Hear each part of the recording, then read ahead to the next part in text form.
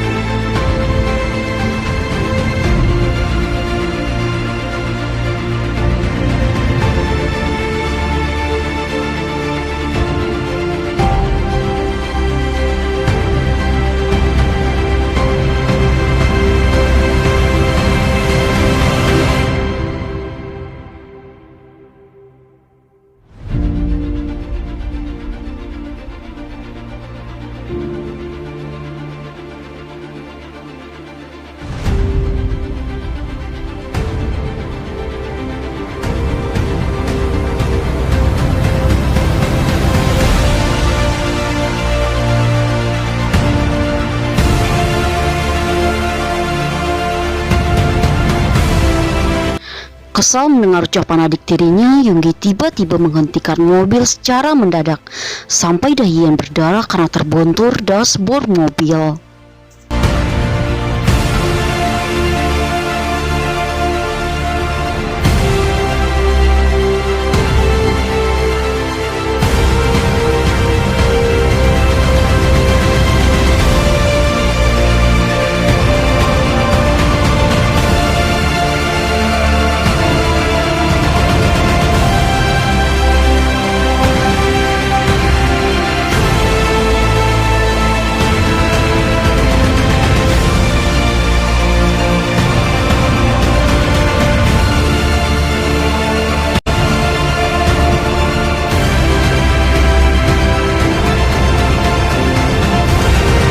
Ian kesulitan menahan dirinya, apalagi tubuhnya semakin bergetar ketika Yonggi menyentuh wajahnya.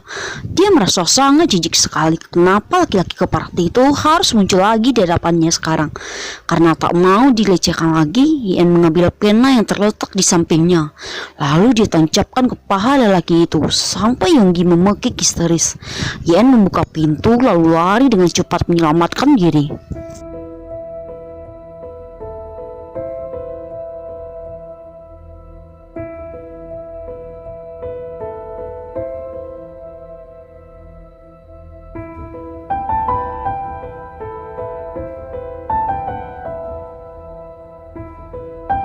Karena tidak tahu jalan keluar dari hutan ini, yang terus berlari kencang tanpa arah tujuan sama sekali.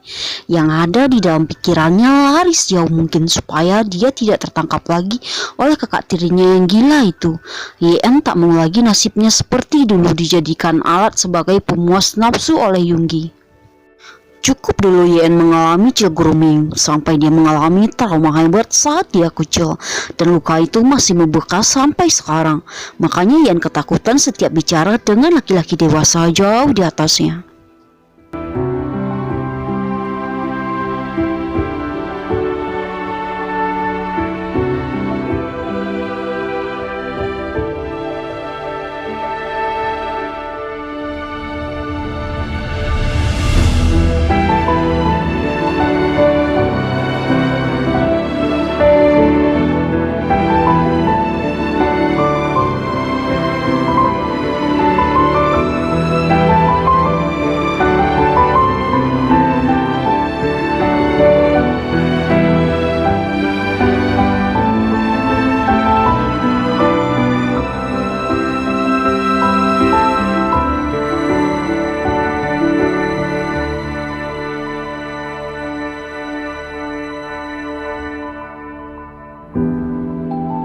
Yen terus menutup mulutnya supaya dirinya tidak ketahuan.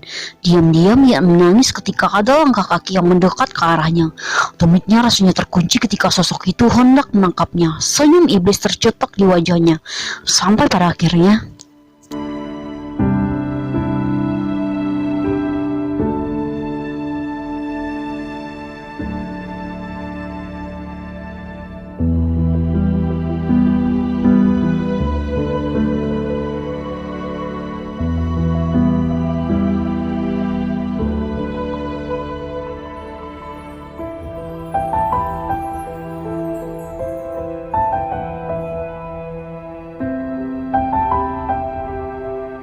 Karena muak mendengar adik tirinya yang terus melawannya, Yonggi akhirnya menampar wajah Yen cukup keras. Tak tanggung-tanggung, bahkan laki itu sengaja membius Yen dengan sapu tangan berisi obat yang tadi dia berikan, hingga kesadaran Yen menghilang. Dan Yonggi tertawa melihat Yen tidak berdaya karena ulahnya.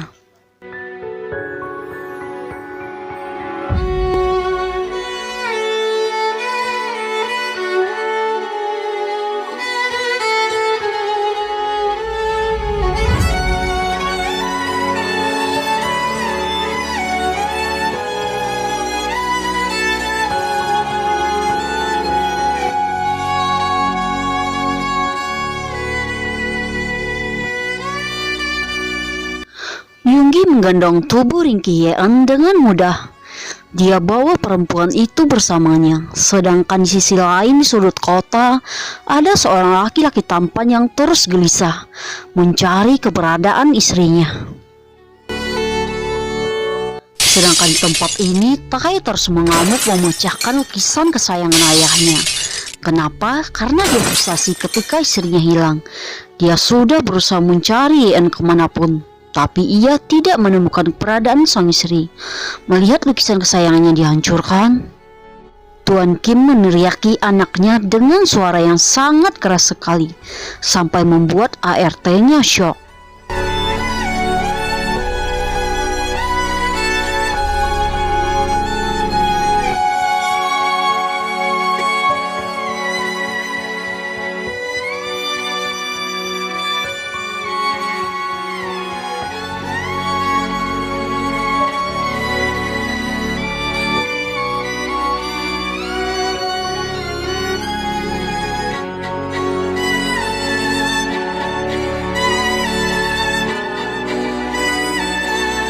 Tamparan langsung melayang ke wajah Tai ketika ia menyakiti harga diri sang ayah. Falik mencengkram wajah anaknya kuat, lalu dia menatap tajam putranya. Sedangkan istrinya hanya berdiri diam di dekat tangga. Ia tak mau ikut campur lebih jauh. Jika sudah saatnya, mungkin dia akan maju membela suaminya.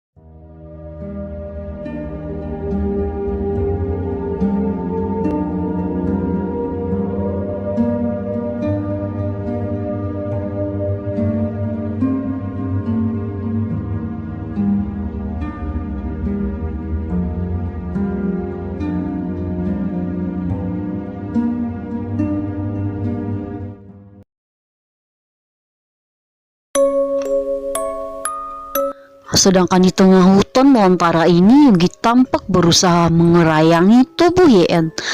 Tapi entah kenapa tubuhnya terus ditarik dari belakang berulang kali. Ada sosok tak kasat mata yang menarik kakinya dari bawah.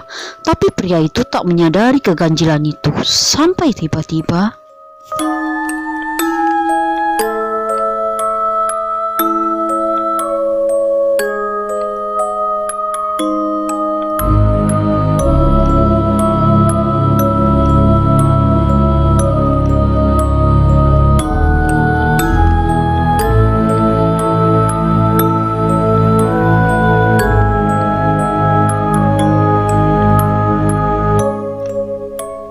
Tiba-tiba sosok tak kasat mata itu menarik tubuh Yen sampai perempuan itu melayang ke atas udara. Entah dapat kekuatan dari mana, Yen berdiri kuat di depan Yogi, lalu memelintir leher lelaki itu cukup kuat sampai membanting tubuh kekar itu ke dinding. Yen yang dikuasai tubuhnya oleh sosok hantu penunggu gubuk itu menarik tubuh Yogi dengan kasar keluar dari tempat itu, sampai kepala Yogi dibenturkan cukup kuat ke atas batu besar, sampai napas laki-laki ini tercekat merasakan sakit di kulit kepalanya. Siluet itu bahkan mencokeng mata Yogi. Bulan berubah menjadi menyeramkan. Yen dibantu oleh sosok menyeramkan itu menjadi lebih kuat, sedangkan Jimin merinding melihat wajah Yen. Mereka baru tiba. Tae hanya diam tanpa ekspresi.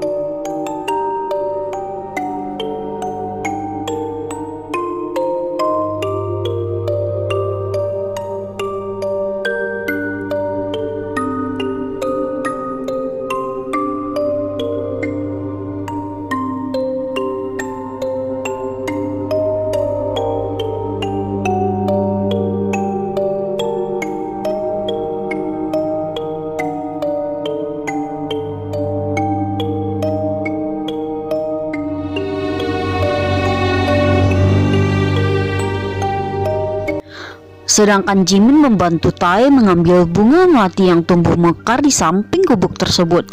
Perlahan bayangan sosok hantu itu menghilang setelah Tae menyelesaikan tugasnya. Kedua laki itu secepatnya pergi dari sana sebelum matahari terbit. Jika terlambat, mereka akan terjebak selamanya di hutan itu dan takkan bisa kembali lagi ke dunia nyata.